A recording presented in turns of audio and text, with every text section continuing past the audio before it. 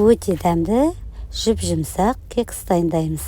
Ең алдымен жұмыртқамыздың үстіне шекер салып, жақсылап 2 есе көпіргенше араластырамыз миксермен.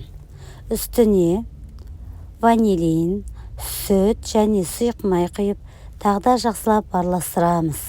Араластырғаннан кейін үстіне ұн және қопсытқышты салып, тағы да бірыңғай қамыр болғанша араластырамыз. Дайын қамырымызды алып, формамызға құямыз.